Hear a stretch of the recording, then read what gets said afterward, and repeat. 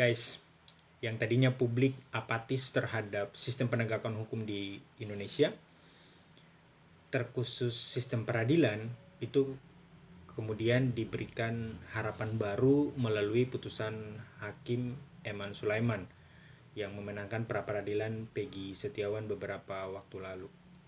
Publik lalu kemudian menjadi percaya, yang tadinya kurang percaya terhadap sistem peradilan karena selalu memberikan putusan yang tidak adil, memenangkan mereka yang punya uang, mereka yang punya kuasa, punya jabatan.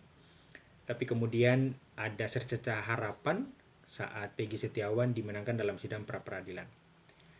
Di tengah euforia itu, guys, ternyata dirusak lagi oleh seorang hakim, Erintua Damanik, dalam putusannya di Pengadilan Negeri Surabaya yang memvonis bebas orang terdakwa yang tadinya dituntut atas suatu perbuatan pidana.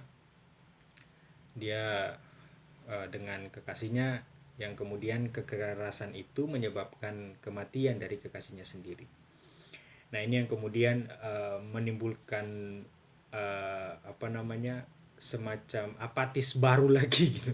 Orang jadi tidak percaya kembali dengan sistem peradilan di Indonesia karena tidak logis gitu ya.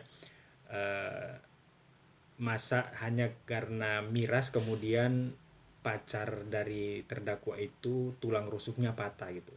Ini jenis minuman keras model apa ini, jenis apa ini sampai begitu diteguk langsung tulang-tulangnya bisa remuk. Nah, dalam berbagai macam pemberitaan, barang bukti atau alat bukti yang ditunjukkan pun sebenarnya menunjukkan bahwa ada tindak pidana di sana. Tapi ya itulah dalam sistem hukum kita bahwa hakim itu masih dianggap sebagai Tuhan. Apa yang diputuskan itulah yang benar. Ya, tapi kemudian dikritik oleh netizen yang menganggap bahwa putusan itu tidak adil. Sebenarnya kritik netizen ini sudah pernah diungkapkan oleh seorang filsuf hukum Amerika namanya Jerome Frank. Dia bilang bahwa jangan selalu percaya pada putusan hakim. Kadang-kadang putusan hakim di pengadilan itu ditentukan oleh sarapan paginya.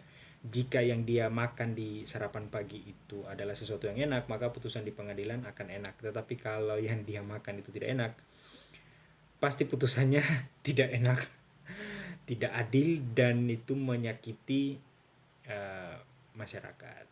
Yang bisa kita lakukan saat ini apa? Kita tetap kompak untuk menyuarakan berbagai ketidakadilan di sosial media. Kita memberikan semacam sanksi sosial. Kita mempermalukan mereka-mereka oknum-oknum penegak hukum yang bertindak tidak adil dalam sistem peradilan di Indonesia. Karena no viral, no justice.